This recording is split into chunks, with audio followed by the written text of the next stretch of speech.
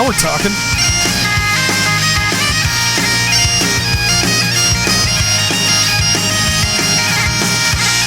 those of you not knowing what's going on in the chat right now and listening to the podcast, this is our guest's band. Granted, we're going to find out. I have a question. I'd be willing to bet he's like 17 of the instruments on this track. I'm willing to bet he recorded almost everything. We still go by Stand Easy? Yeah.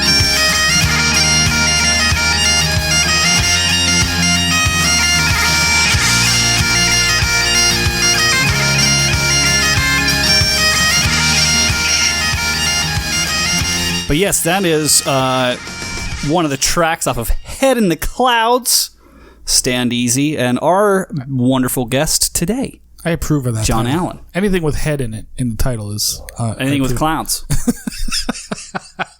Hello, everyone. Welcome to the Chain Ran Podcast. Deep breath. Things are working. It's okay, Yeah, things are working for now. Before we get into the show, I want to let everyone know that we're going to say some naughty language, so I'll give you 5 seconds to listen to something else. That's 5, 4, 3, 2, 1. Fuck. Fuck, we finally. Fuck. Fuck. Listeners can review the show on iTunes, Podbean, Stitcher, Spotify, etc. You can send us emails and voicemails to be played on air. Check out the Chanarant store at chanarant.com. Get yourself some sweet-ass motherfucking merch. We have a new line of merch coming out. Oh, yeah. It's going to be the Secret Six merch, so you can surreptitiously support the show without having it too obvious to your bandmates and to judges. Yeah, but without the old judges knowing what your shirt says. Yeah, exactly. So the Secret Six line, that's hitting, I think, next week. Give your judges the secret middle finger by wearing... Secret middle finger. This show is brought to you by our patrons at patreon.com/Chanarant. Thank you for everyone who supports the show with your $5. Yeah, we got some new cool stuff coming out for the year-long people we've been talking about. Yeah, we're really excited. It's been a good, it's been a good quarantine for Chan. It has. I say that, creatively. I'm lying. Yeah, I mean, nothing's actually done, but we're thinking about things. Like, my soul hurts. I wake up every day and take a shot of whiskey at like 8 a.m. and, cry while I masturbate. But I got a little more money in my pocket since we don't go to the bar every goddamn night anymore. I have so little money in my pocket. But last but not least, please share with your friends. Hey, Mr. Fusco. Yes, Josh. Do you know what really just shoves a USB cable up my cornhole? What's that, Josh? It's when we're trying to fix the stream issues that have been plaguing us for the past couple of weeks, and I have to speed train. We switched computers for the stream, for everything, and I have to try to speed train you on broadcasting software, audio inputs and outputs, and just basically everything that I typically have to do. Yes, and we don't have enough outputs. In an hour. I'm let me download 100 episodes of knowledge in 16 minutes. Let's do this. Go. Yeah. It was a little stressful. On the bright side, for me, I'm gonna keep now that you're holding that hand grenade. I'm not taking it back. Can I ask you a question though? Yeah, of course. What does this button do? Stream ends. Don't touch the red button. Okay, got it. But yeah, man. So I'm actually very excited to just not have to deal with that for a bit. At least a couple weeks.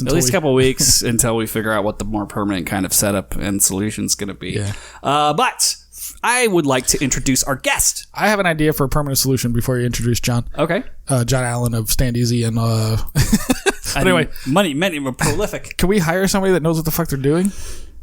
I mean... Can we hire John Allan, our guest? Who probably has AV background. They would have to work for, 2 half-size Michelob Ultras and a shot of whiskey a week. That's what we do it for. That's what we work for. All right, fair enough. Anyway, sorry. Introduce John. Yes, I wanted to introduce our distinguished guest, John Allan, who I met probably... Well, on the SoCal scene, most people know him. Mm-hmm. He's a prolific player. He does contests. He does, you'll see him running stage shows at different Highland Games and things. He had a band, Stand Easy. He has. Question mark, John? Are you there? Did we lose you? Question? Yeah, it's still alive and well. Still alive and well. Perfection. And available for hire. Yep. The music that we played at the intro, that slapping bagpipe rock tune, that is Stand Easy. And I probably first saw them in like 2005, I think. Because I have the Tainted album that has Western Thunder on it. Oh, okay. Fantastic, yeah. And that was that. Like, I remember hearing that and I was like, oh, this fucking shit. Yeah. This fucking slaps. Also, John does band. Well, he used to. I don't know if he still does, but band advisory, if you will. He like tunes up your band, teaches your pipe band, that kind of stuff. That's how I know him way back when, probably 2003-ish, 2004 maybe. He was teaching and working with Misty Isle. Is that right, John? 2003 maybe? Probably something. Yeah, the Misty Isle band. Mm-hmm. Yeah, and then I remember we that was back when. What album was that? Was probably the first Stand Easy album, probably called Stand Easy, where you had that Amazing Grace track, which Misty Isle used to play with you at the Costa Mesa games, if I remember correctly. Does that sound? Yeah, that's right. God, you're fucking old. God, dude, I've been doing this shit for a long time. John used to teach Misty Isle, and we played at Costa Mesa with him, and he was up. It was cool, man. And it's a great track.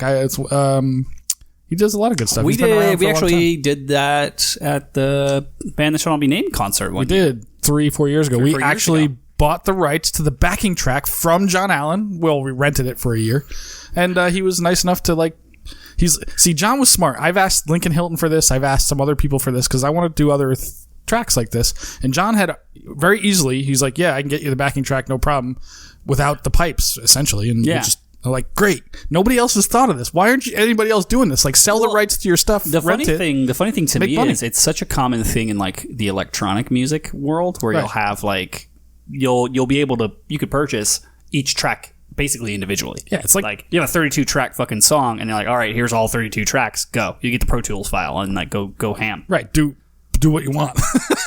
And that's genius. Like that's another way to make money as a musician. If you're creative, if you're writing your own music, of course. Yeah. Where, like, why not rent the rights to your backing track and let people play it live? That actually brings up, before we get into like news and updates, that brings up an interesting question. Like, John, do a lot of people reach out to you for that kind of stuff? Like the backing tracks off of different things? Because you track a lot of it yourself, don't you, for the Stand Easy stuff? Yeah, I do. Not all of it for the Stand Easy stuff, but I certainly do other stuff where I do all the instruments. But Stand Easy, like not all the instruments, But I think it's, when people talk to me about like how they can generate income at their concerts, at pipe band concerts, and do something different, because we always did, we did that a long time ago when I was playing in the LA Scots. We were playing over in France and we had to come up with a long show very quickly, and so like that, using backing tracks is great. And I think that was like a really good idea that you guys did and followed through. And it's pretty easy because everybody knows Amazing Grace, Sure. Yeah. And I think we also did a little deal. I mean, most people do. But I think we also I remember that I said, you guys can sell CDs at the gigs and we'll just split the money. And the band generated, based on that performance. So that's exactly what happened. Yeah. Well. I think unfortunately that was before we had achieved YouTube fame, so no one was buying our shit. Well, I mean, people at the concert were buying John. So what we did is we put a table out. We had John's CD. It was like, this is the track we just played, and we sold it at the concert. And we had. It worked out pretty well. So John was nice enough to hey, here's, I don't know, he sent us like 50 CDs or something like that, and then I kept track of it. We split it, and I sent him the money and for what we sold, and that's a good way to go, dude. Why Lincoln Hilton doesn't do this, I don't understand, but he's getting that mad. I mean, nobody else can play like him anyway. Yeah, I don't know. Yeah, I'm about to say, who's gonna do a Lincoln Hilton track? Oh my god! But hey, it's still an idea. I don't know. I remember we were talking about potentially doing a Lincoln Hilton track at like a concert in the future. Correct. I'm like, dude, I'm gonna have to rail a fucking 4-inch by 1-inch line of coke just to come close to those fingers. It's just not going to happen. That's right. It'll just be like, just like my normal playing. So yeah, no worries. Just like you did last week. Yeah, just like I did last week. Okay, cool. So real quick, let's get into some news and updates. Speaking of last week, how have you experienced the Fight Night aftermath, Sco? I mean, we just published the audio version of the podcast yesterday. Only 100, however many people downloaded so far, but I've only heard from a couple people other than Okay, so I remember very little of the reviews because as soon as we were done, let's just take people behind the scenes. As soon as we were done recording, at like 10 a.m. in the morning, Kelly was here, your girlfriend was here. There was drinking. We just took whiskey and started pounding. I'm like, I don't even want to. I never want to know what what they're gonna say. So you can. I will say this. You can't really tell until like by the time we got to the end of the episode. I will say this: like you were slurring pretty hard. But, I can imagine. Yeah, but overall, I thought it wasn't too bad. I thought you held it together well enough. The problem I ran into with the episode was like trying like you. Like 6 people is too many for a fucking podcast. I'm just gonna put that out there right now. 6. Yeah, 6. Yeah, because like you and Cammy and Glenn and Doogie just like got in this like roundabout. Did we? Of like talking about the same fucking thing for like, and I kept what was trying, the thing? I kept trying to like steer, but y'all were like making the same points about. Well, I think it's blah blah blah, and I'm just like guys. You're in a nosedive. Steer. And then what were we Doogie, talking and then about? Doogie'd be like, well, hold on, let me just say one more thing on the subject that I've been saying the same thing about for 20 minutes. I'm like, God damn it, everybody just shut the fuck up. Like, that's it. Well, and Kelly was just like, you're just such an angry person. And I'm like, yeah. Was she? We can't have we can't have a 60-minute show that's just like continuously circling the same have you ever met Doogie before? It's so funny.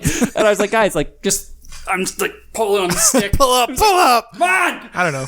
I remember but it was somebody giving me fun. shit about my bubbly notes. Yeah, that was I thought it was Glenn. Because I don't gave remember me some shit on those. Somebody's like, well, yeah, I guess you could call it Let's a bubbly be real. note. I mean, it was a thorough browbeating across the board. Yeah, I mean, I actually liked your set. I listened to yours. I thought it was good. So my memory is it went okay for me. My reel is a bit fast, but that's it. And then I remember getting shit on by those 3 guys for, I don't know, half an hour or whatever. Roughly so, yeah. And then I remember, what else do I remember? They called us pipers in quotation marks. I remember somebody saying an 11-year-old Glenn Brown could have beat us, which we could beat you for sure, but, yeah, I'm sure I could have taken an 11-year-old. Either way, I would have beat him up in the parking lot. Let's say. He's a little kid. Like, you can't beat him on the field. You beat him in the parking lot. Hey, man, I've only been at this for 20 years, I guess, But yeah, no, it was fun. I mean, I'm still, I can't tell if it's like turned me more into like the nosedive depression I was going on for the past like 3 weeks. You definitely took it hard. It was hard, dude. Like, well, it's like I was already like I haven't been in a good space for a while now, right? And so like I can't tell if that like pulled me up out of it by being like, oh, like wake up call, get your shit together. Mm-hmm. Or if it's like, oh no, I'm just gonna keep getting shit on the internet for the rest of my life, and that's probably you're definitely gonna get that. Yeah. But this is what we created.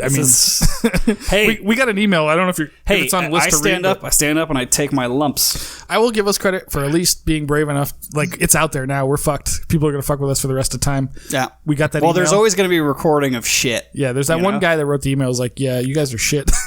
I mean, you're gonna read it, I'm sure, but. What I'm confused about saying we're shit. It's the Ian one, but I'm confused. Like, why did you quit? Why did you when you started? We to go talked wrong, about that on the show. You asked me 3 times on the show, and I answered all 3 times. What was it? It was I literally physically couldn't push air. Oh, literally. Okay, fair enough. You played my pipes tonight. Oh, it was terrible. Yeah, absolutely, dude. I tried to play Josh's. Yeah, you pipes asked me like 3 times on the show, and I kept like answering. And yeah, but I was blacked out. And then we did like a round robin of people being like, well, but why didn't you finish? I'm like, I fucking said this, dude. Your pipes must have been so terrible. It was bad. I mean, I played them tonight. Yeah, they were awful. It was a bad day. I was like, you heard me. I could barely get a fucking tune. Yeah, that's why. I tell you what, it is a wake up call. What I found impressive was Doogie offered to work with you. That's true. Just out of the goodness of his heart. And then everyone that was another round robin of like the same fucking thing over and over again on the show where people were like, oh, but you should take him up on that. I was like, yeah, I already said I'm going to. Like, guys. Yeah, but we know you, so we want to remind you that you really should take him up. No, I think everyone was just drunk and forgot what we had just talked about 5 minutes before. I'm sure that was a big part of it. I was like, guys, because I was editing the show this week, and I was just like, what? It's just a fucking spiral of the same thing over and over. I was like, guys, dude. And then have you ever listened to the show? Me desperately trying to pull up. Every other episode is 90% of the time you repeating yourself and me trying to steer it out of you repeating yourself.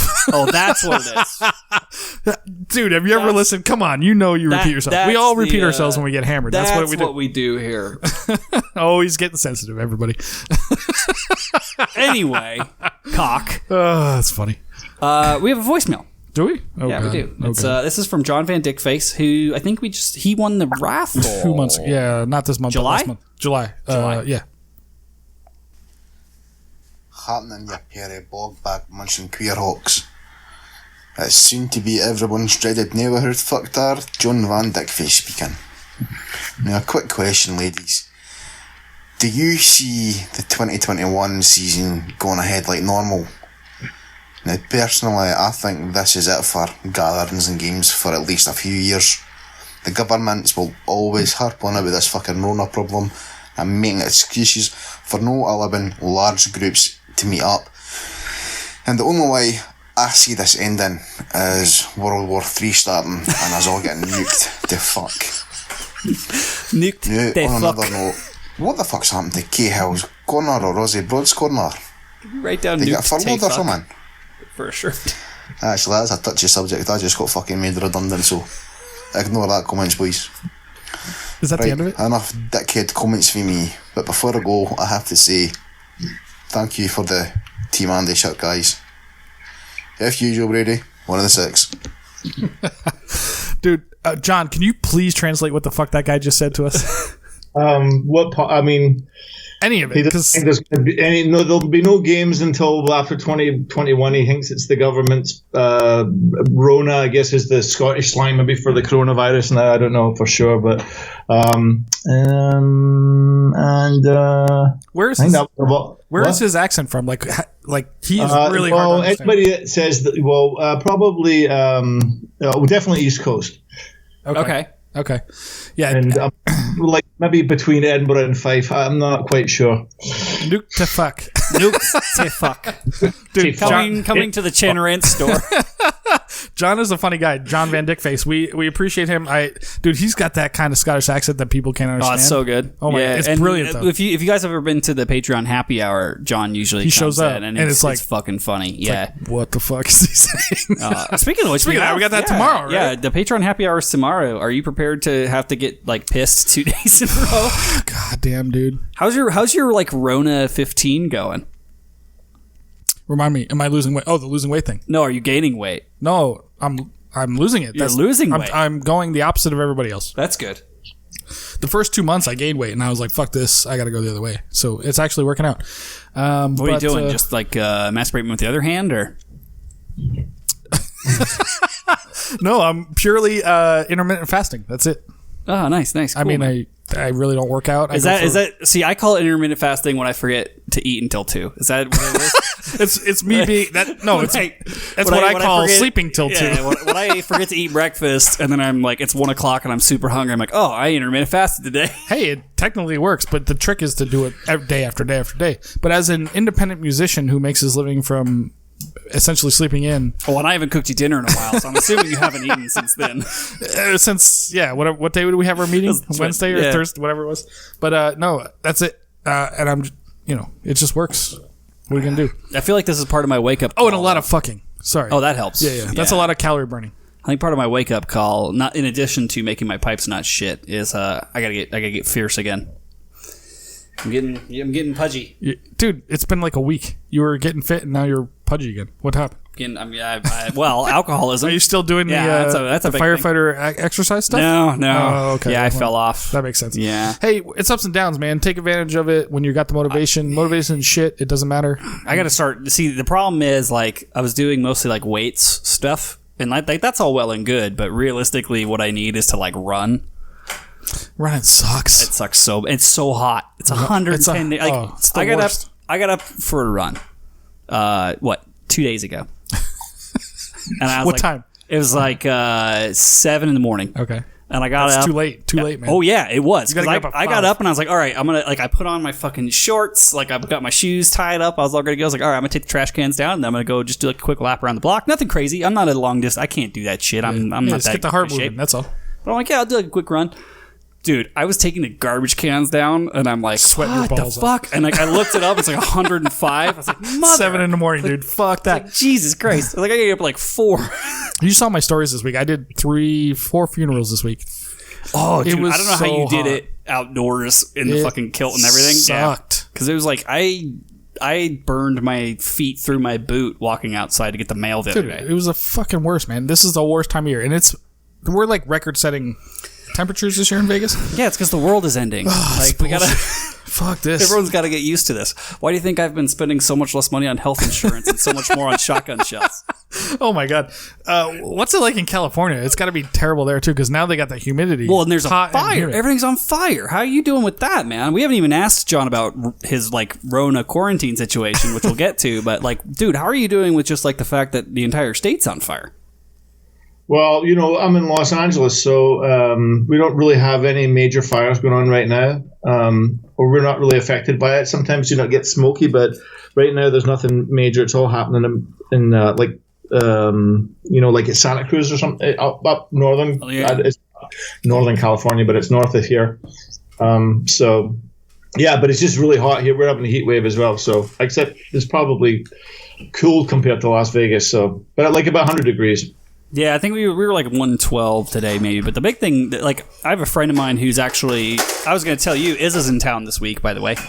What? Yeah, so I have a friend of mine, him and his wife, dude, you just like splashed all over your own computer, man. Him and his wife are in town because they are in the Santa Cruz area. He teaches and goes to school at UC Santa Cruz, and he's like, yeah, like the campus is probably going to get destroyed.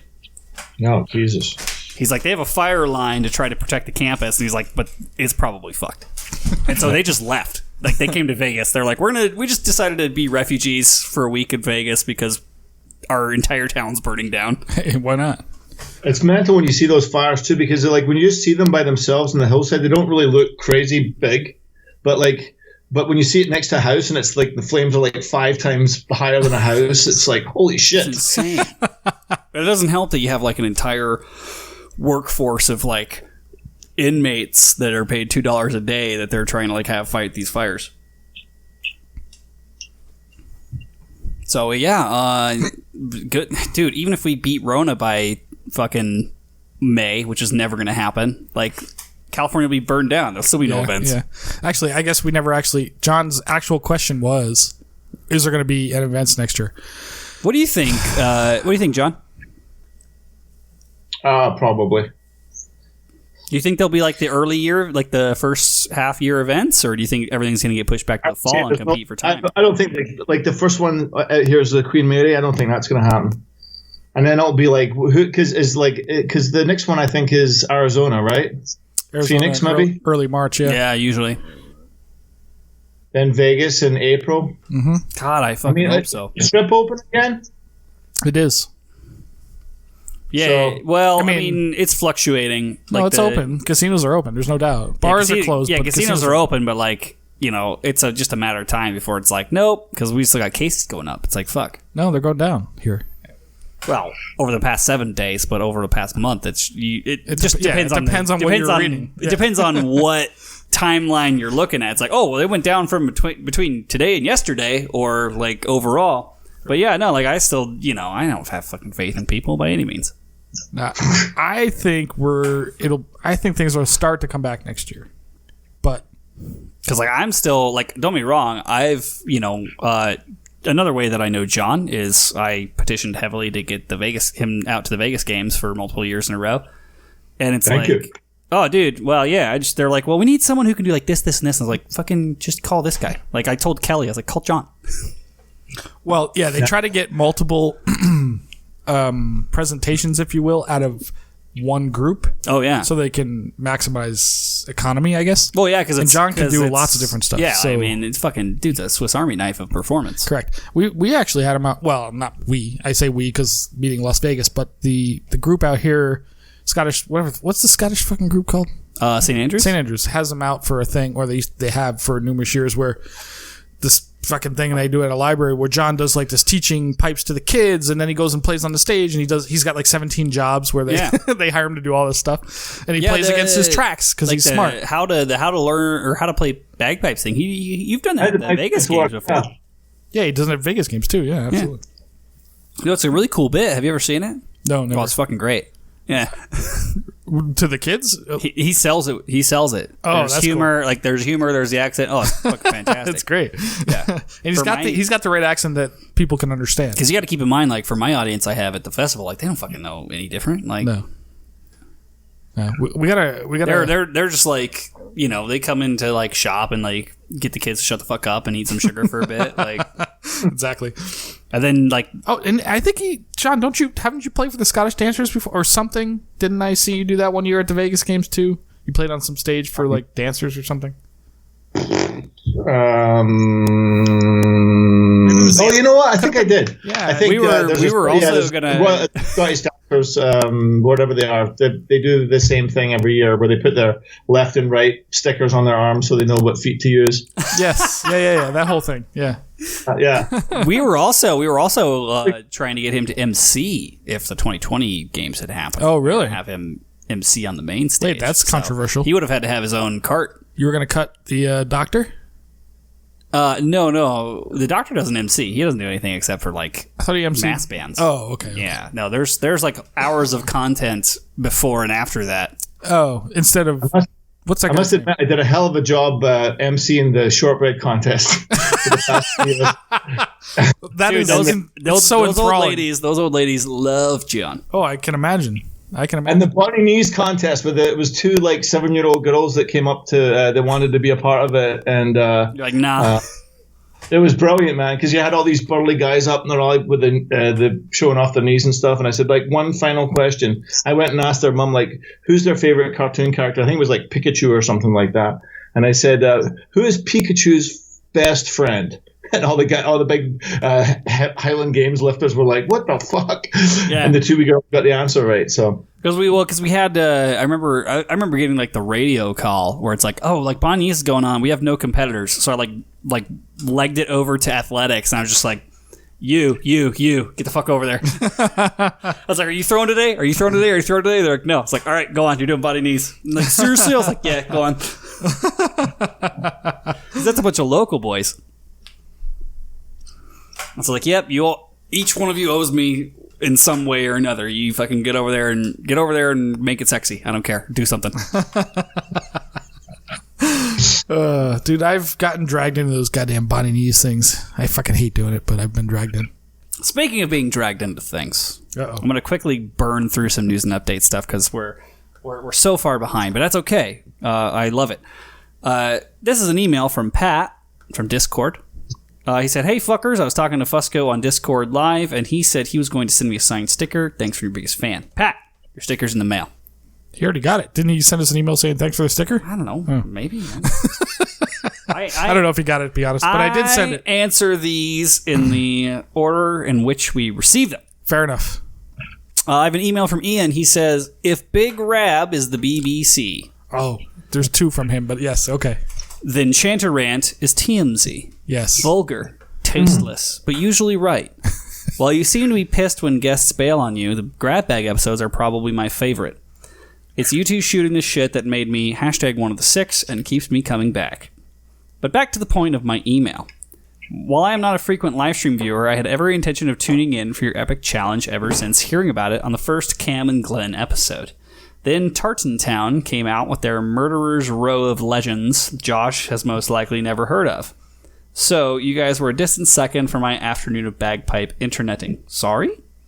So anyway, will your performances be making the next podcast? Yes, they are on it. Performance is a strong term. Do you have his second email? I do not. No, because I don't believe it went to the Chanarant account. No, it did. Yeah, it just came in like, I don't know. Oh, here we go. Good on you. Yes, that one. So further to my last email, I guess the later. answer was yes, and good on you for sticking to your word. But wow, did you ever force those guys to dig deep into the bag of yikes, how do I say this without sounding like an asshole phrases? I don't think They sounded like an asshole. Yeah, the they whole were time. assholes. It was a clinic from them. That said, good on you both for posting recordings. Playing solo is a skill that needs to be maintained. Keep it up, and best of luck in round 2. Lastly, as an alumnus of the famous 1998 Fort Erie Games, I can confirm that 11-year-old Glenn would have mopped the floor with both of you, but don't take it too badly. That list is long and distinguished. And yes, so is my Johnson. Nice. Ian. I ran into Ian at Winter Storm. Speaking of that, you want to talk about our Winter Storm special?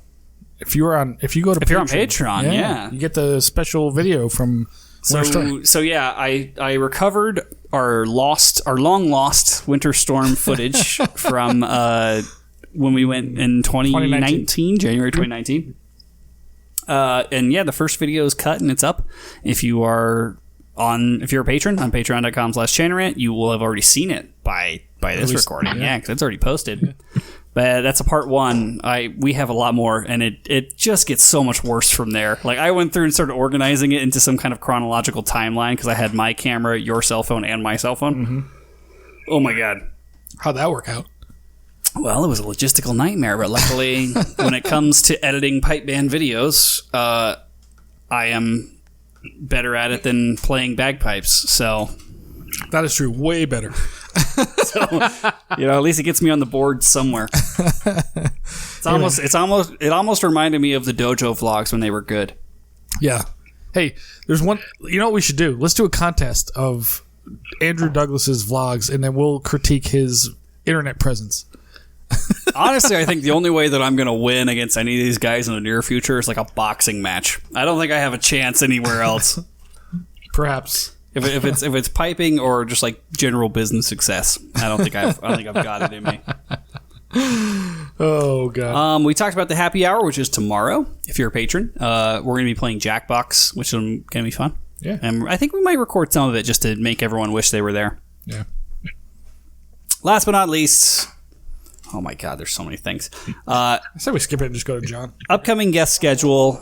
We posted. Jesus Christ, you shit your pants. Oh, we have no bell. Yeah. Upcoming guest schedule. We have obviously. Got some really cool. The happy hour is tomorrow. We have Dell, and then we have Matt Willis. Correct. Yeah. So Dell Boy, for anyone who's a longtime fan of the show, our Irish sister from another mister. We're gonna have her on to talk about her world's woes. I want to talk to her. I thought of some questions today about her abandoning her home band for to go to classical and the repercussions of what happened. Oh, I guarantee she's been shunned. Oh yeah. And then we have Matt Willis. If you're not familiar with, he's the fucking premier piper of the Dallas Metroplex area. We're going to talk a lot about the use of the word premier because I feel like people keep using that word and they don't know what it means. Does he use that? I didn't know. But more importantly, Matt has an incredibly decent YouTube channel. Like tons of videos. His the style of content is good. The quality of the content is phenomenal. Mm-hmm. And it's actually like got good tips for bagpiping. So he's like one of the very few people who is doing it right instead of riding a unicycle to get more followers. Exactly. So we're gonna talk to Matt. John, are you familiar with any of these folk? The unicycler I am. Unfortunately, the unicycle. We've been trying to get him on the show. Yeah. Can you get him for us? Do you know him? No, I don't know. Yeah, we're trying to get him on the show so we can just shit on him. I've been trying to get him on the show, but apparently sending him horse heads is not working. Doesn't he wear a horse head? He has. Man, it's just like he knows. He's aware that he must know we hate him. We'll get him. We'll swap. Just like we get everybody. Speaking of that, September, we got some big. We'll do a contest where we have to see can he bagpipe better than on the ground, better than I can unicycle. This will be a good challenge. That'll be close. That'll be within my punching power. We got 1 month for him to learn how to pipe and you to learn how to unicycle. See who does it better. Oh my god. But yeah, so it's gonna be fun. That actually kind of takes us all the way into September. So look at the bright side. Also, we have in September, I believe we're having our porn star episode. We're working on a porn star episode. So, yeah, we have an actual porn star coming on the show. It's gonna be fun. John didn't realize what he's getting into, but I thought it was this one. We're gonna talk about your film credits later, John. Not those ones you won't. But and then we have when do we want to announce our super special October guest? Oh my god, we got so many big names coming up. We got some big shows coming up. Big ones. Yeah, we're gonna have to figure out how to make the live stream work by then. Yeah, we've got to get it working by then. We got to get it going. Not that John's not a big name. John is huge on the West Coast. That's one of those things too. Like I feel like John I don't want you to feel bad about this or let it go to your head, but I feel like you're kind of a well-kept secret on the West Coast. Like, aside from maybe in the California area, or, well, maybe not that, maybe just like in the piping world, do you get a lot of requests from people that are not Nevada, Arizona, California? Like, are people trying to get your shit, or what's going on? Define shit. Musical performance and or instruction? No, I mean, it's complicated with, like bands don't get to go across the states. You can't, from a business perspective, like you can't take a band over to the East Coast and play. It just costs too much overhead to get a band over there, and people have tried to do it, and it never really seems to work out that well. So. Well, yeah, I mean, if you're not routing someone, it's almost impossible. Like, if they're not already on their way through where you are, because we had that, like, when we had Seven Nations, the only reason we got them was because they were going to California. Yeah, so you guys get to split some air costs, you get to make it viable. Yeah. Economically viable. Because there's a whole lot of middle America where it's just fuck all. Right. People seem to forget sometimes how big the big middle racist part of the country is. It is huge. It's a lot. It's a lot of space to get across. Yeah, for sure. And it's just flat. It's nothing. But can you imagine Florida? It's just cows doing Z-Kyle. Like, that's it. Oh Jesus! There's some games that like bring, like we've gone up and played in Alaska and like in the Canmore games in Canada. And so like those most of those games have a good enough budget that they can fly people in. So, but yeah, that's a bit, there's a lot going on the West Coast too, so. Well, I mean, there's like 20 something events in the West Coast alone. Yeah, a range or so. Yeah, which is. But I mean, people buy CDs from all over the place. I had a guy who bought one in Cuba, and I just had to find out how he heard about the band, and he said, and it was like the weirdest thing. He said there was a guy. There was a guy, some other guy, and how did he hear about it? Oh, there's apparently like a gaita player in Cuba that's pretty well known, and he was talking about it, and so they bought it from there. And then there was a guy. There was a band, a cover of a Stand Easy song on a cruise ship in the Mediterranean. Really? And some guy was like, "Who's the band?" And that's because I was just like, he bought it from like Switzerland or something like that. And it was just like really strange. Anytime there's something strange like that, like, how did you hear about the band? Yeah. So yeah. Was it all through the Chain Rain podcast? Because we've been pimping out the Bandcamp and the chat the whole time. Yeah, for the last 60 minutes we've been really pimping it out. But no, but I guess that's interesting because what John's saying is pipe band, like rock pipe band especially. I mean, it's very regional. If I kitchen pipe Western Thunder, I still do that fucking move from the Tainted album. It's like like that triple slur. Oh hell yeah, dude! Oh, okay, that's fucking that shit slaps, man. Yeah, it's interesting though because the people at the funeral go nuts for that when I play it. Yeah, absolutely. Yeah, absolutely. in my attempt to raise the dead. It's not really that popular, like that kind of music, right now. Like even in Scotland's very into traditional music again, like just because of the conservatoire, I think, and like people are really into traditional ensembles and stuff, and like the rock music stuff is just like dinosaur stuff, but it's definitely the music that I want to create. So that's why I'm still doing it. I mean, you're not willing to sell your soul to write a song about tractors and then immediately hit the top of the charts. I am totally willing to sell my soul. But Irish and Scottish country music. Yeah. How do you do? What's the Scottish version of "Hit the Diff"? Like, you need that fucking song, man. Hit the diff and pray that we'll leave the UK. Dude, that was Northern Irish, I believe. But either way, But John, what about trad music? 'Cause like, so which is, I mean, I assume that's short for traditional, but it's also like, Yeah, he's got a banjo on the wall. but it means pipes with like, it's not rock music though. It's more, what the fuck is that? Like No, it's just folk music. folk music? Yeah. It's It's what we would call folk it's music. rocking, but not rocking guitars. I mean, I don't know. It's fucking weird, but It's all acoustic for starters, you know. right, exactly. Like acoustic guitar is the main, harmony, and like a lot of times they're playing border pipes if it's Scotland. It's very just similar like like an Irish session, but they have border pipes, whistles, boran, and I mean That's huge these days, right? it's that flute, So yeah, it's huge. It's really good. I mean, when you going to Scotland, and like if you see like live shows and stuff like that, or Celtic Connections, there's lots of stuff like that. That's an interesting question. Do you what other kinds of pipes do you play besides GHB? None. None. I've never been. I have a set of border pipes, but like I got them because I don't know. I thought I would play some pub gigs with them or something, but it never panned out. But I'm not really. I love the sound of other pipes, but I'm not really interested enough in playing them to put the time in. So just never been my thing. I've got too many other instruments I'm into. How about, that's another question. How many instruments do you play? Like, as far like, okay, I play this at a level where I'll do it in front of people. Oh, I don't know. Because we talked earlier about how you track a lot of your own albums.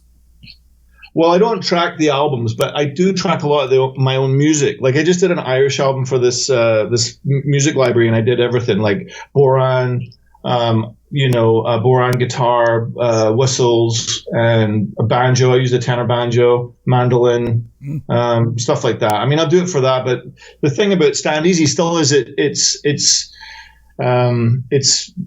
keeping the players that have different influences and to come and play in the band as well. Like that don't have a Scottish background, like nobody does except for Jeff and I. So and then so it's just kind of fun to see what comes out of that, because I'm not really interested in plus it gets boring to do all this stuff by yourself. Right. Just to be clear, Jeff's your piper live, right? Yeah. But like, so on the albums though, are you playing the pipes or is Jeff? We both do stuff on the albums. Yeah. Okay. Yeah, because I mean, for the most part, when you play like I know you as a piper, but mostly when you do your live band, you're on the guitar and singing most of the time. I mean, right? Well, if there's vocals, yeah, most of the time it's hard to get a singer. Well, that's the main reason. Singer. Well, what's harder, to find a singer or a bass player? Bass player always. Singer. I mean, really? Singer is such and drummer, man. So, dude, I'm in like 17 bands. Because I'm a drummer. Because you're the only drummer in Las Vegas. Apparently, Jesus Christ. See, I used to be a singer, so now I'm a sanger. You were something, that's for sure. So, are we gonna get in the history here? Or are we? Oh yeah, no. So we have so much to get through. I'm skipping over some things. Let's just skip all that. And just go I'm skipping. We do have videos hitting the YouTube channel because I can't abide Rab having more subscribers than us. So if you're listening to the show and you're a fan, go to subscribe to the Rant YouTube channel because I want to beat Rab. We love Rab, but fuck him. Well, we have a healthy competition, I'd like to think. Yeah, absolutely. Honestly, I kind of want to blow by win, fail, try of the week. Yeah, we'll do it next time. Fine. Fuck it. I want to get right into the meat. The meat of this story. Hey now. Where's the meat? Oh my. Speaking of meat. So, John, you are not only known to West Coasters for just kind of being around the scene, playing and Stand Easy, selling some dope albums, and also selling dope. Because he's got to make a living. Yeah, I had weed dealers with shorter beards, but anyway, you kind of moved from Scotland to the West Coast to pursue a career in rock and roll. That's right. Tell us this story. How did this come like about? Full on like Sunset Strip heavy metal, or like what were you thinking? What were you going to be the bagpiper for Poison? I mean, what was the idea? What was your? Well, I didn't really, when I was, I played in a rock band in Scotland. I started playing guitar when I was a teenager because back then that was like, I don't know. I mean, I moved here in '89. Oh shit! And I was like, I was -1. I remember.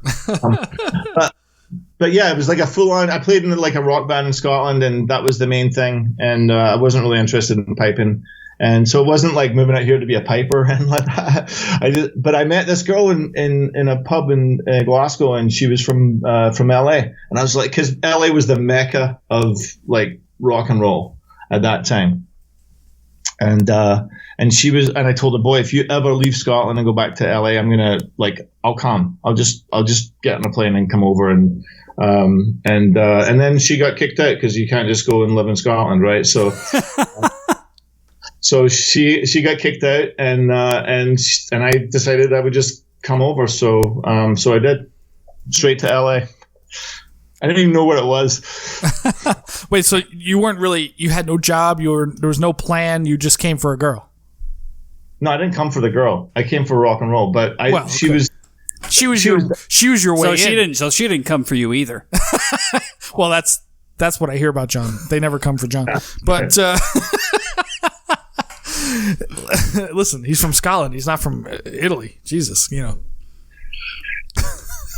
Come on. Anyway, sorry. We got way off track here. But so John, is cunnilingus a class in Scottish? Basic? I don't know. Yeah. I have no idea. But so you end up here in LA, and then what happens? And I just I stayed out here and I played in bands and did the whole thing, And what kind of bands? Went in. What kind of music? What kind of music were you doing at the time? Like rock and roll. It's like all 80s rock, 90s rock. Oh, the golden. The beautiful. So what were some of your like top 3 influences? Because I want to appreciate someone else who appreciates fucking rock. Yeah, well, it's let's see, my top influences. Well, I got to say that the band Kiss were my top influence. Ooh, interesting. Okay. I was like, and people bag on them a lot, but they're still playing. So, and all my cousins were into the Eagles and stuff like that. So it's kind of a hard sell. But I saw Kiss and I was just like, that's what I want to do. I want to do what those guys are doing on that album cover. That's what I want to do. It's so cool. Yeah. And they changed they changed a lot of, at least they changed the live face of music, in my humble opinion. For sure. And people became very concerned with what a live show was all about. And I just that was like the main band for me. And then like the regular ones like Sabbath and stuff. And then like there was rock bands. Like in the, there was like a thing called the new wave of British heavy metal where like Def Leppard were playing and Motorhead and, Maiden. What? Maiden, Iron Maiden. Maiden were a band, were one of them. Yeah. So that was all happening in Scotland at the time. And, they were coming up, and the great thing about living in Glasgow was that all the bands would come up and do a British tour, and they'd always come and play at the Glasgow Apollo, which isn't there anymore. But it was great, like 3,500 people in there, and you saw the Who there and stuff like that, and it was just really amazing. So, but yeah, anyway. Well, the rock scene is alive and thriving in Scotland. All the places that are now inundated with electronic music, rock and roll lives. Still, they still get their rock and roll hard on. Yeah, in Scotland, not everything is people crying over spilt lattes on a 12-string guitar. They just started a new rock show. I think it was today, maybe, or a couple of days ago. This guy Tom Russell's like the big rock DJ in Scotland, and he's been doing it for a long time. And now they have another rock show on. Classic rock. It's always good. Always good. Granted, the Scottish electronic music is also still better than like the American electronic music. I saw Churches in concert. It was great. What's his name Scottish? Fuck, he was huge here. What we were promised jetpacks. Like that's Scottish. Like there's a lot of bands. That guy that played the strip all the time. I'm sure he was Scottish. He was the biggest DJ in the world for years. Oh yeah, I don't know anybody that presses play on an iPod. I don't know people play instruments. No, I get it, but he was at the fucking Hakkasan all the time, that huge club, whatever. So you moved 3,000 plus miles to go to the like shittiest part of America to do like a rock and roll thing.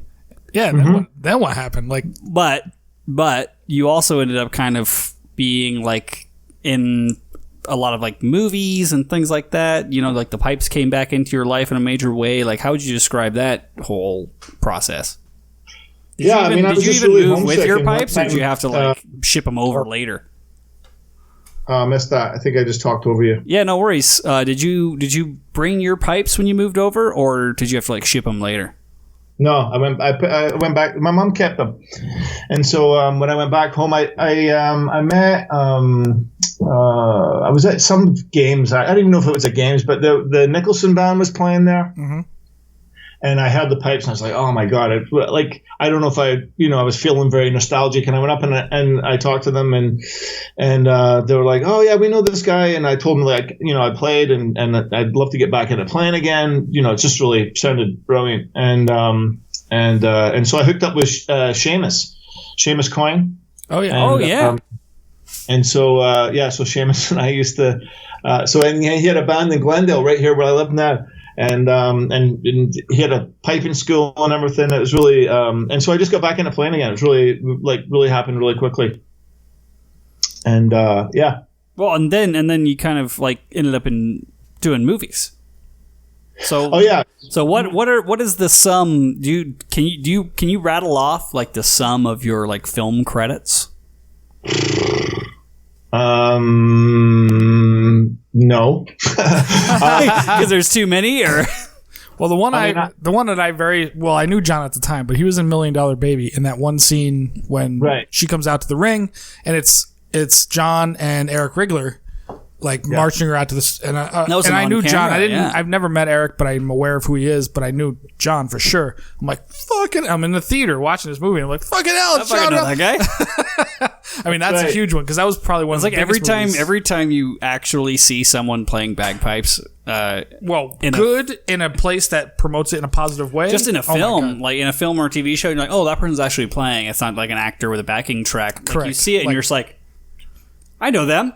Right, because if they're actually doing it, you could tell. There's like 15 bagpipers in the entire United States. We all know. It's like, I know that guy. Well, of a qualified level to actually do that, but yeah.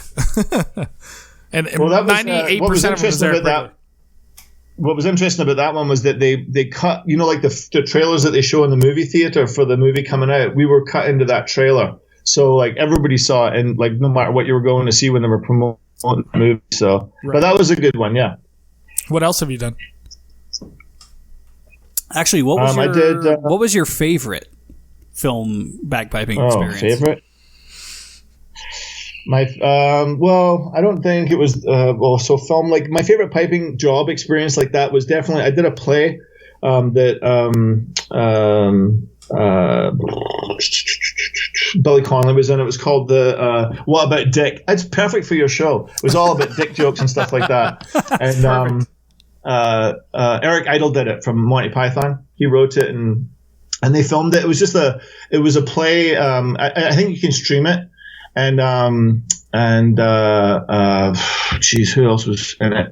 It was just kind of like a who's who of like British comedy. Oh my God, I forget the guy's name. Jesus Christ. So what you're saying is we should text Billy Connolly and see if he wants to come on the show. Is that guy still alive? Yeah. Billy Connolly is still alive. Jesus Christ, that guy. Yeah, he had a stroke, I think, but he was in it, and like Russell Brand, and yeah, it was just really, it was really cool. And the cool thing was like, they did it for like 3 or 4 nights, and then they had this sort of green room area where they were all hanging out the whole time. And then after the show, they had like 2 pubs inside. It was in the Orpheum, I think, in LA, and like 2 rooms where they would just go and hang out because there were so many of them in the play. So that was probably like the best experience, I think. That's cool. So let me go back to $1 Million Baby because okay, as a piper, I'm curious, and as a guy that loves movies. I'm curious about how the process is for doing it. Like, you always hear the stories about when you're in a movie, like it's like complete monotony. It totally sucks. It looks cool when it's all done, but it's like, all right, let's do 1,700 takes of this shot. Like, one, I'm sure it was recorded previous. Were you guys the actual audio for that movie? Two, like, how was it? Was it faked when it was like what we see on video? Is that faked and then audio put in after the fact? Yeah. Like, how does that whole process work? Because I've played live for shit, but I've never. Have we ever? We've done audio track. We've never been. We've done like CDs, but we haven't done. But nothing like that. Like, so what's the whole process like? And why you and Wriggler? Why not just record you guys audio and then get some fake guys to do it? No offense, you're a very handsome man, but you know what I mean. Like, what is how does this all go down? Like, I'm very curious about that. Well, I think I mean, it was 2 takes. I think from what I can remember. I mean, it was a while ago, but like 2 takes, and we played live. Oh, you did. And then they do like what they normally do is normally they play. It depends on the situation, right? And there's different situations, and knowing that is really important, so that you can give them direction as well, because they really expect you to be the expert. Sure. On the stuff, and so there's different, there's just having experience being on a set and knowing what will work and what won't work, and being able to tell them that and save them time, because you don't really want to be, draw attention to yourself by asking questions. Sure. And or screwing stuff up. It's like if someone does, a great scene and they're like, and the bagpiper screws it up. And yeah, you want to get the next job for sure. Yeah. Well, yeah, because the other problem you're running into is like everyone else is getting paid more than you to be on that set. Right. Yeah, one of the interesting things, because it's a piping show, which is great. So like one of the interesting things is the tuning. Right. Because they don't want it. Because if you tell them, hey, can you just give us a minute to tune our pipes for it? They don't want to hear that. You know what I mean? And you're standing there and you're waiting. Like that was a really big scene. There was a lot of extras and stuff there, and we had to walk downstairs and play. You know what I mean? Like all Sure. All the piping family favorite things to do, and walk down the stairs. You guys played Scott and the Brave, right? If I remember from the movie correctly. We played. I think it was Wearing in the Green. Oh, because it was an Irish scene. Right, it was an Irish scene, but I thought I remember them screwing that up. I'm like, why are they playing a Scottish? But I could be wrong. But also, it's like you're on a stage where like no, they're in an arena in this scene. But it's also like any time that you're trying to let's say I'm gonna go off on the side and fuck off in tune, like they're filming something else. Something else is during a shoot. Every minute is fucking scheduled. Like it's just, but it might not be filming. It's just scheduled. Well, also you're running around. First of all, you need to be there, because they don't want to go, hey, bagpiper, hey, where's the fucking bagpiper? That you're never coming back again after that, right? Also, you guys were in a heavy amount of kit. That was like doublets and the whole fucking 9 yards. No. Yeah, I just know that because I don't own one. So it was a regular. It was just a regular pipe band uniform. Oh, was it? Okay. I mean, like non-military one. Right. No big hat, no nothing. No. They were just regular hats. Yeah, and plus it's Clint Eastwood directing, right? So it's like Clint Eastwood's like, well, yeah, wait for him to talk. You gotta wait for him to talk to a chair for 15 minutes in the middle of the fucking arena. This was years before he lost his mind. Good 10 years. But yeah, man, it's interesting. Do you feel lucky, bagpiper? So you were saying, like, they're like, hey, where's the fucking bagpiper? Like, you gotta go. So what was the tuning process like? Did you guys how did you like manage that? Well, I mean, obviously it's a lot harder when there's 2 of you, right? Sure. So I can't exactly remember how we tuned up for that, except that I think we tuned up like outside the trailer probably. Mm-hmm. And I remember we were sitting. I mean, it was a long time ago, right? But so I don't exactly remember how that worked in that case. But there's other cases I do remember. Josh and I remember week to week, almost not at all. So it's okay. But and then what happens after that is that just because there's all these fans cheering and stuff like that when you're doing the live thing, is that they normally ask you to do like what they call wild audio, and so that means everybody in the whole thing shuts up, and they go, okay, play Wearing in the Green. So Eric and I strike up and we play it, Wearing in the Green 3 times through, and everyone's just like, the whole thing's just, you can sense how much money's happening per minute there, and it's just like, It's just so you do that, and then they get that, and then they can raise and lower the volume of the pipes if they don't have enough volume in the pipes, or they want to bring the pipes in so that people can hear them, and then dip them down under dialogue and stuff like that. So they have that flexibility. Well, the other problem you run into is they're getting isolated audio for the pipes, but you have to like run 3 takes, hopefully all 3 the same, yeah. So that the video matches up to whatever audio track they decide they want to use. Like, I mean, they could use the video from the first take and the audio from the third take, and then it's not going to sync up potentially. Yeah, well, I mean, they don't give a crap about that. I mean, the only thing they have to worry about are the fingers syncing up, it's so rare for that to ever happen. It's they don't care about that. I mean, like, it's like, you can't get caught up in all that stuff. Sure. And especially you got to know what's important to them and what's not. Well, how did you learn that though? Like, because where do you learn the fucking Hollywood way? Because you must have joined the union, right? You got to be union to do that. So then, how do you? There can't be the whole that SAG many thing. All that. Yeah, so there can't be that many pipers that are in the union, right? It's you and Eric probably. Yeah, I don't know how many it fluctuates, but like SAG's a different thing. SAG is the Screen Actors Guild. Which I'm also in that too, but that's a lot different than it's very easy to get in the musicians union. You just give them money. Right. You just pay. For sure. And then the Screen Actors Guild, you have to give them a lot of money. Right. But those jobs can be worth it too. But like, yeah, how do you know how to do that?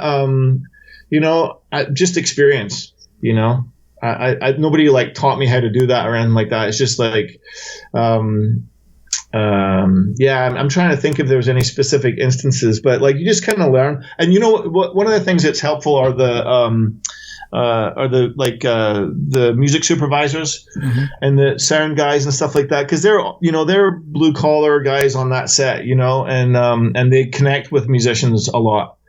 And they, you can talk to them freely about, what they need, what, like all sorts of stuff. Like what is the, what tunes to play and stuff like that, where they want it to come out, what they're going to do in post-production and stuff like that. So once you know that language, it makes their lives easier. And that's the most important thing about being on a set. The trick is you just have to befriend a grip immediately. The behind the scenes guys are amazing. Find a grip and befriend the grip. We've done stuff out here for events. We've done, what's that place called? The Smith Center. We've done the piano guys. We've done a few. I played an event for that movie that what the hell is it called? The Skyfall. When Skyfall I did that too. The one where you came down from the ceiling? I did that one too, but there was one, the cartoon, with the Scottish chick. Pixar movie. Brave. We did a thing for Brave once here, and I think the LA Scots did it in LA. There's a bunch of stuff, but it's like the people that know what's going on. Yeah, it's weird when you live in like a showbiz town. Oh yeah, it's very different. But what's interesting is John's right. It's like the guys behind the scenes. One, they're almost surprisingly good guys, nice to you. They're not like dickheads. You're walking in expecting to get shit on. If you're not a cunt, they're super nice. They're super cool because they're used to dealing with like people who are don't know what's going on. Star power. They're used to dealing with people who are like, why isn't this my best light? Like if you're just there like, hey bro, yeah, but they're also dealing with people like us that don't know what we're doing. Like, hey bro, like where do I need to be? And they're usually just like, oh dude, over there, man. Like just chill, don't worry about it. Yeah, but they're so calm, and it's so interesting because that's live production. You walk in thinking, could you imagine if we were calm and live production? Now. But it's not like that at all. Yeah, it's not like that. It's interesting. Man. Anyway, I'm sure I don't know about LA and what John deals with. It's way different, but it's interesting. So. Speaking of what John deals with, because we still have a little bit more time.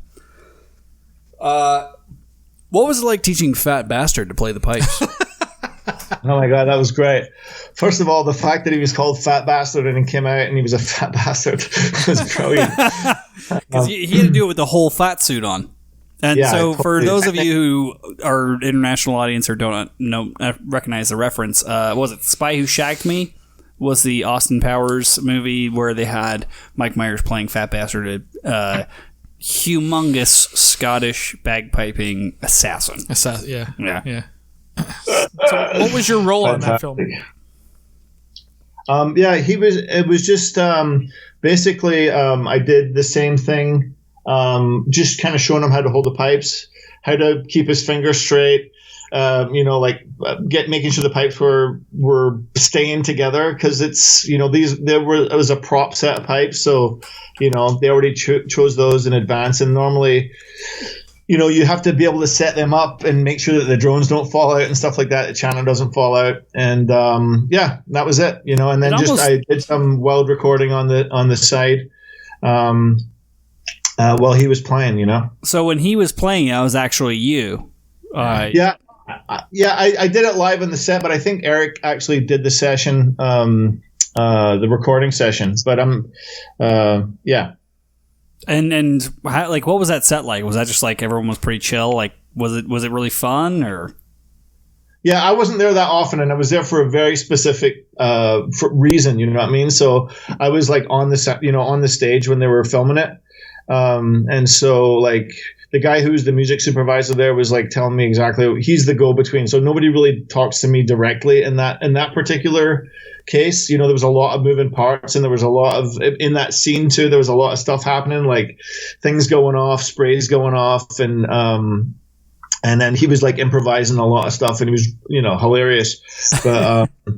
But yeah, so you just sit there and wait till they say something to you, you know what I mean? And then you go in, you do your bit as quickly and as efficiently as you can, and so that was kind of that experience. So I want to make sure before I continue, are you good for time there, brother? I'm good for time, yeah. All right, perfect, because we had some questions come through in the chat. One of the questions is, because we previously described you as a multi-instrumentalist, what is your favorite instrument to play? I mean, Highland pipes definitely are the instrument that gives me goose pimples still, So not your sweet Gibson.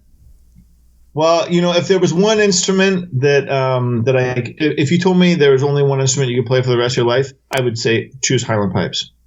Really? Wow, that's interesting. Yeah. That's awesome. I would have guessed guitar, but I would have guessed guitar too. Yeah. But also, Fusco, if you had to pick one instrument of the instruments you play, and you could only play it for the rest of your life, what would you pick? Because you're a drummer as well, which is significantly more fun. Drum set is really fun to play. But pipes is a living, and it is fun too. Well, take living out of the equation. Don't think of it as, if I don't play pipes, I don't have a living anymore. Think of it as an intrinsic value to what makes me the happiest when I'm performing. Ooh, that is tough, man. That is super tough. Only one instrument you get to play for the rest of your life. What's it going to be? Disconnect it from your work. It's got to be drum set.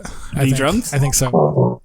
I love pipes, don't get me wrong, but drums are when you're you just want to metal out and rock out. And man. There's something primal and very releasing about just hammering on something. You know what I mean? And it helps if you're good, which, as much as I hate to give you credit, you're pretty good drummer. Good drummer. Yeah, that's true. Yeah. But it's just fucking fun, man. It is fun. But I love pipes.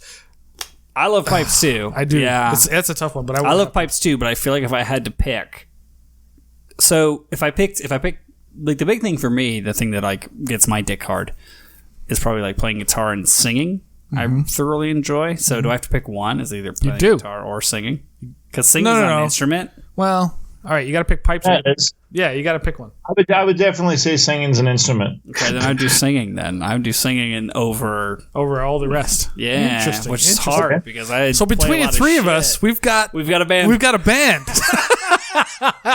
We got John on pipes, you singing, and me playing drums. That's not a band. Well, it's close enough. We'll find somebody that loves guitar more than anything else. Yeah, DJ. Yeah. We just need a DJ. This is great. All right, John, so you're in, man. We're forming a band. It's me, Josh, and you, and we'll worry about the rest later. So we are getting close to the end of this episode of the Chain Reaction podcast. We will, we'll hang out a little after for the Patreon crowd just in case. But before we do final thoughts, at the beginning, John said there was an interesting story behind the tune Leaving Lismore, which we played from one of the Stand Easy albums. Should we play some of the tune first, and then you tell us what the interesting story is? What do you think? Oh, was it Leaving Lismore? I thought it was a different tune that you played. What did you think it was? I thought it was one off of the new album that we have called Head in the Clouds that you can buy somewhere. I'm not sure exactly where, but on Bandcamp. You can do it on Bandcamp through the link we've been spamming in the chat this whole time. But what tune on that did you think it was? I thought it was John Henry Downey. That was the slow air that I wrote on the new CD, and I don't know what number the track is. I do. It's number 7. Oh, perfect. Yeah, play a bit of it, and then let's have them talk cool about if we it. play a little bit of this and you give us some backstory on the track? Yeah. All right, cool. Sure.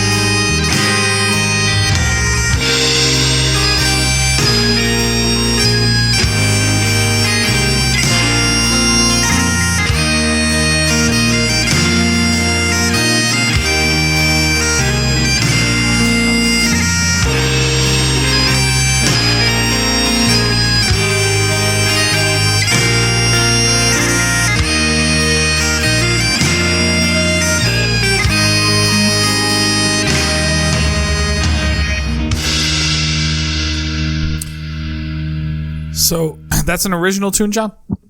Yeah, it's a long original tune. Yeah, that was an original tune. Nice. So, yeah, and the thing about, I think you played that before we started today, and I was, I wrote that for my cousin John Henry Downey, and he was very influential. He gave me my first guitar and everything.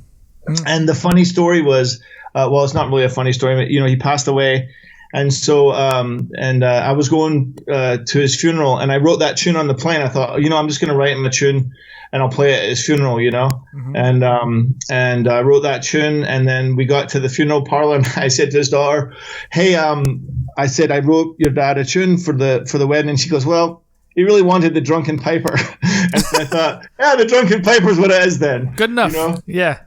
So, anyway, that was the story for that. So, like I've tried to write tunes, man, and every time I try to write a tune, you know what ends up coming out? Some other tune that I've heard somewhere along the way that I don't know. Like I'm like, oh, okay, I like this key or this chord or whatever, this sort of structure, and then ultimately, like every time I've written a tune or tried to, is like.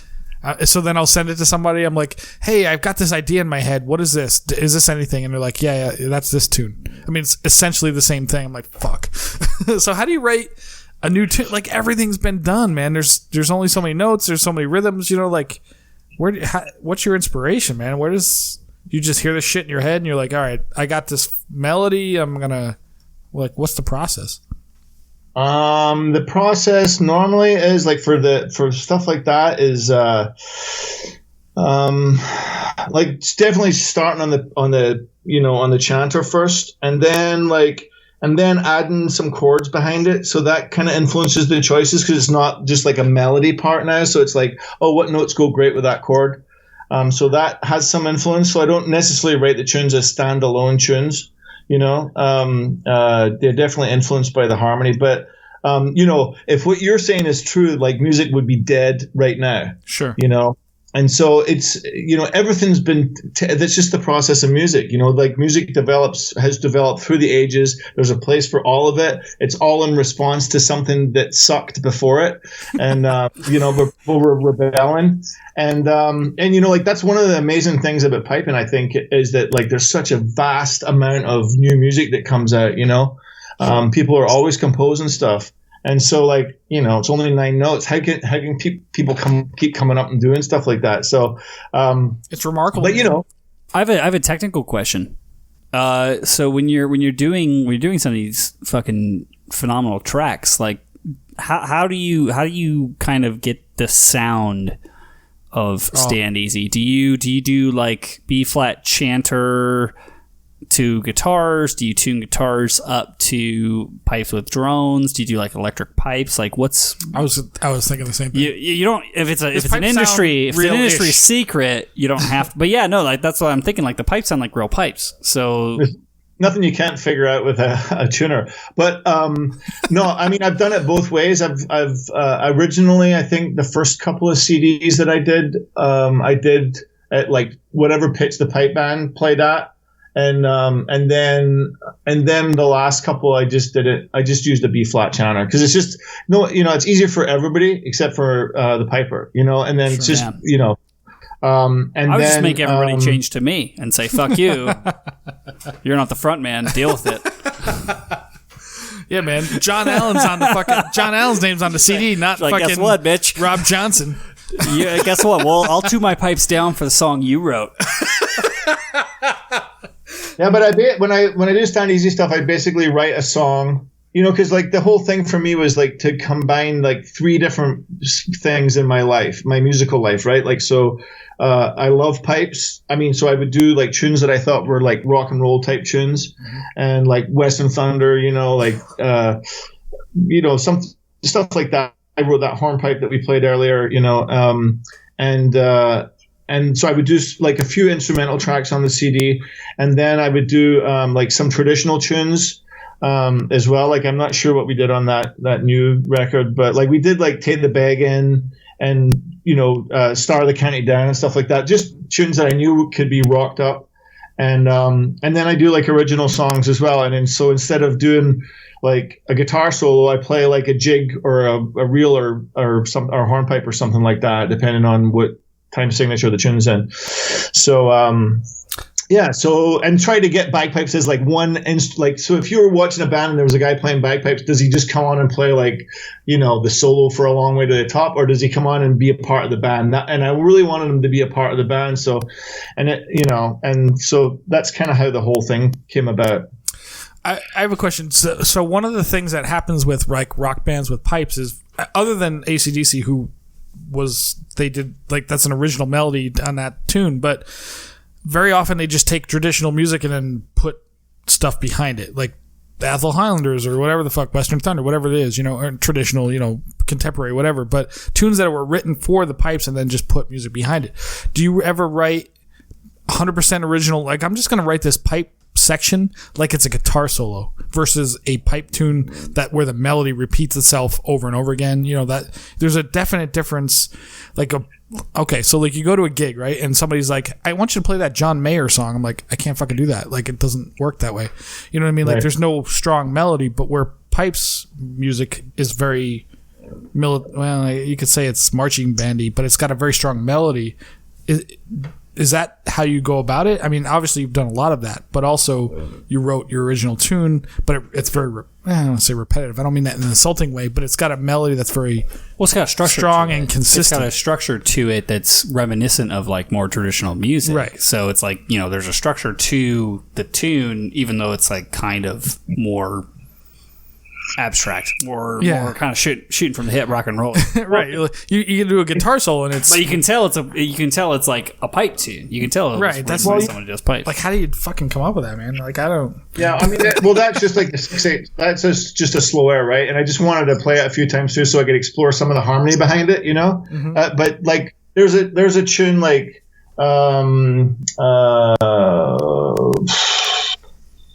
Sometimes I do like a dueling bagpipe and guitar solo thing, and you know, that's kind of cool.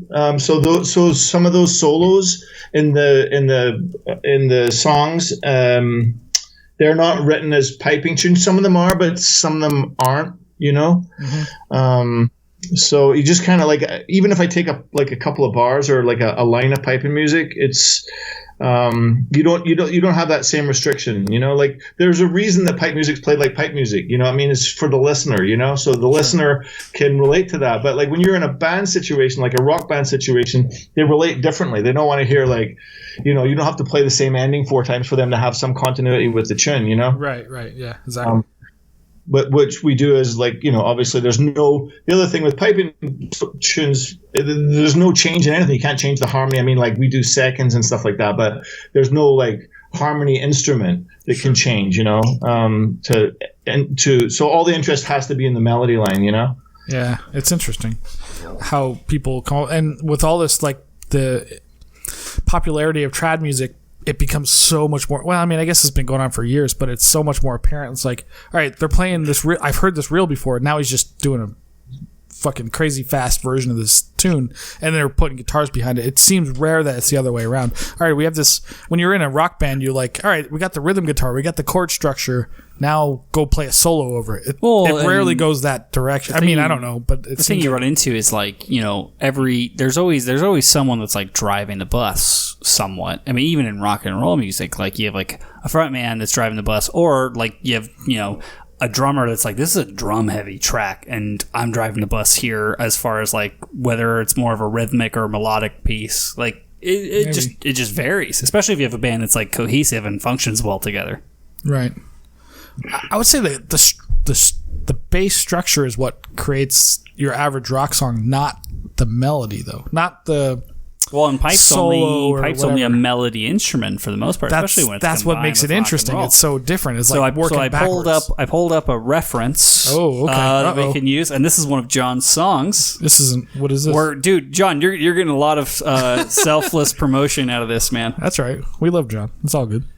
But this is a song that is I would classify this as a contemporary rock song that has vocals, guitar, because the Western Thunder tune doesn't have vocals, so vocals, guitar, all kinds of stuff in it. Okay. And it's an older album, so it's gonna be a throwback for you, mate. But yeah, I'm gonna rip it real quick, and we'll go like 2 minutes in, and then see what you guys think. Okay.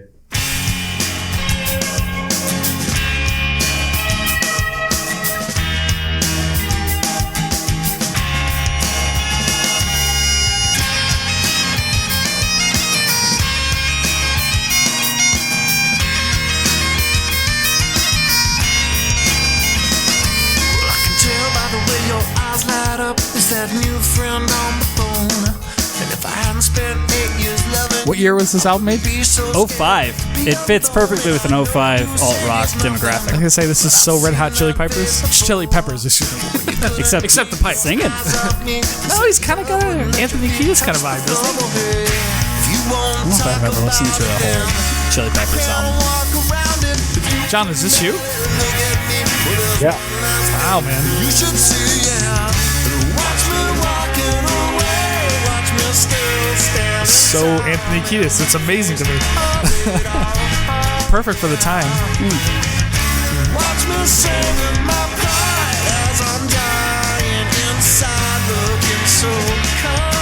John, you should be a rich rock star by now, man. These guys are not. And like, you know, the pipe is really a supporting role here. Yeah, he's just kind of jamming a little transitional medley or melody. There's a little more later. Oh, there is. Okay. It's not easy to understand why I'm gonna do a hard jump to a bridge. Sorry, kids. Go ahead. Okay.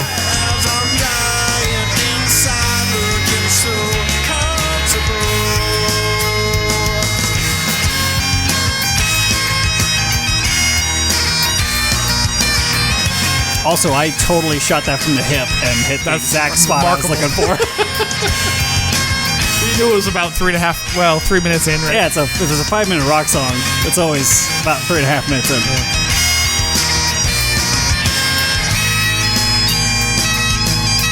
So it's like a bagpipe solo instead of a guitar solo. Kind of, yeah. Is this original or is this pulled off? Yeah. Okay.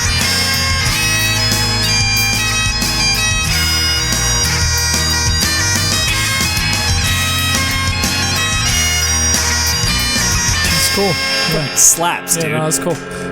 And what's I interesting? mean, there's more to it. There's more to him talking about like getting left in that song, but we skip past. But what's that. interesting about it is that it's original. Like so every many part, times I every hear part is original through and through. You just find something in the key and you just play the fucking tune you know that's in the key. You know Yeah. what I mean? There's so often. But That's the thing that's different about our band than I don't really know that many bands that do that. So That's because Just there's doing not stuff. there's not that many bands, dude. There's not that many bands that do that's that. a good example of doing pipes that like fit the pipes in that solo part. There's only they fit the chord changes rather like they're held at notes and then like having a little intro piping part and then I think you could hear it in one of the choruses. I noticed that the pipes follow the vocal line, you know.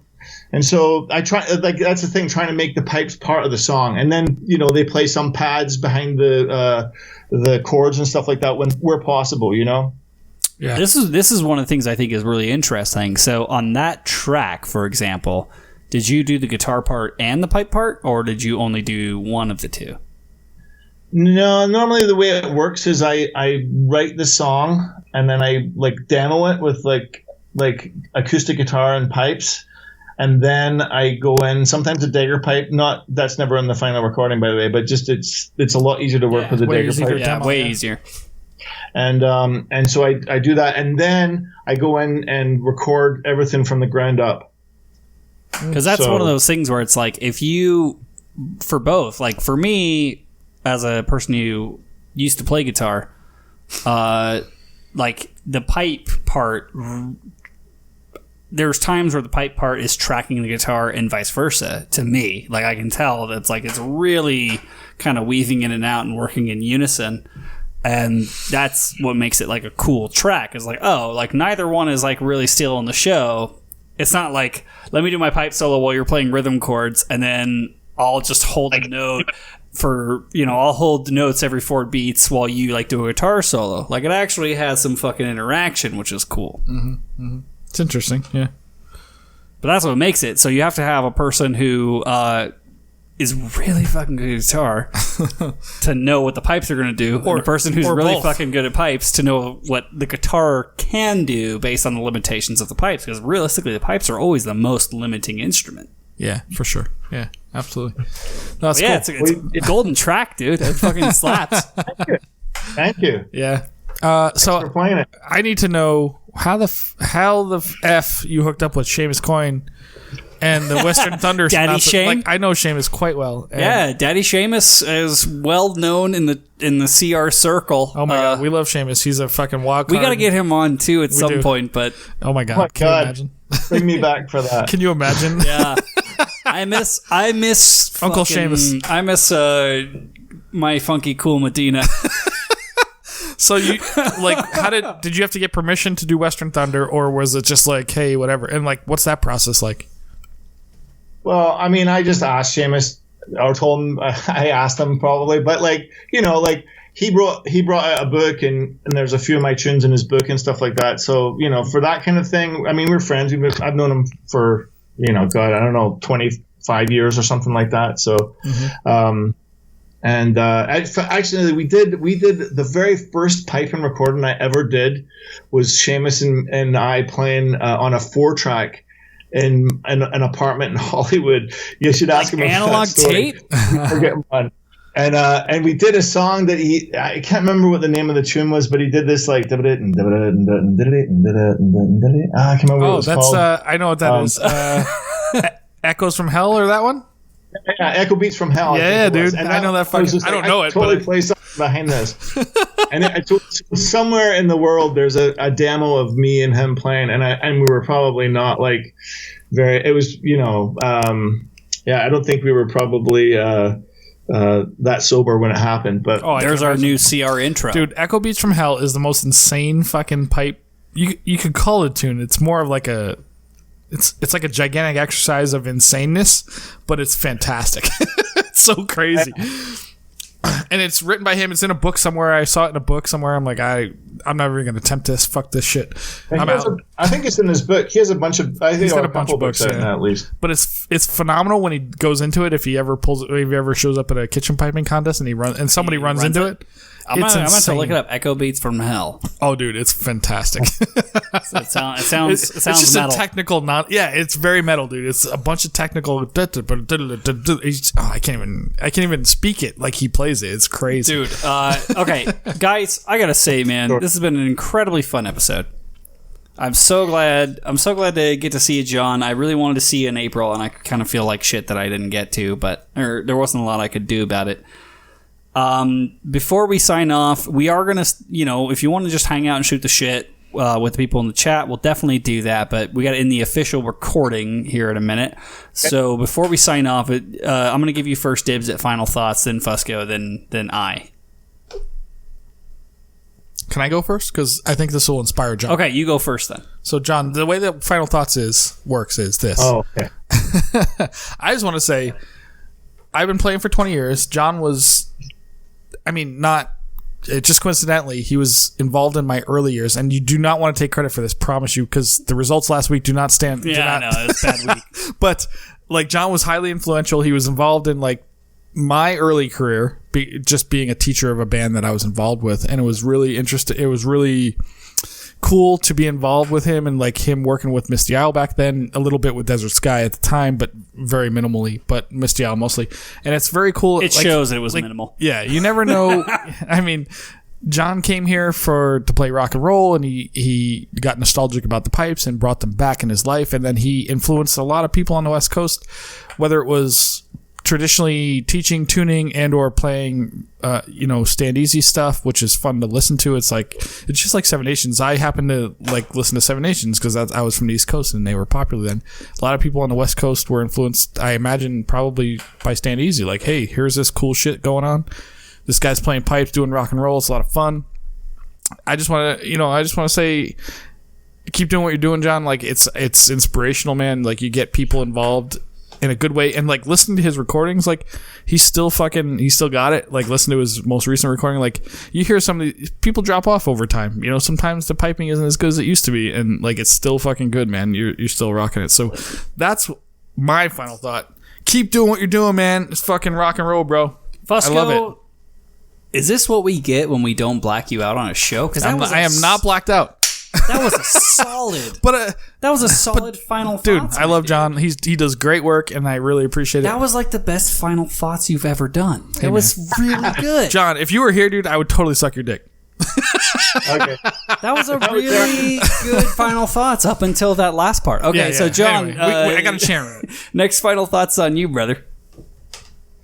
I guess final thoughts. It's great that you guys are having a podcast, and it's fun to talk about piping, and it's just really it's interesting to talk about the things that are interesting to pipers as well. Like I like the idea of having questions and stuff like that, and because like all of those things, like most of the stuff that I ever talk about is just music. You know what I mean? I mean, not like we're musicians, but like we can really talk specifically about the problems with piping, and and everyone's aware. And like I love the community. You know, I love that we do this for fun and for free, and for the love of the instrument. You know what I mean? Because like nobody's making a bunch of money off of this, and you know the goal is just to try and present the instrument in the best light as possible. I do that with bands. I do that with teaching bands, teaching soloists. All my students, like there's a lot of people that are adults that want to learn this instrument, and they get to do it. And one of the greatest things for me, and I think tell me if I'm going on too long, or no, this is not a good. You're good, man. Trust me, we often get too hammed and go on too long. Yeah, there's something about teaching that's really amazing, and I believe in different parts of the world, I'll say that people have a different experience. But what I love is when people come to me and they say, my whole life I wanted to play pipes and I could never do it, and I get to tell them like, hey, I can help you do that. I can make that happen for you. If you do these things, I can make that happen for you. And then they go out and they win medals, and they play slow and clean. You know what I mean? Like stuff like that. Like they go out and it's just really cool to be able to pass on that information.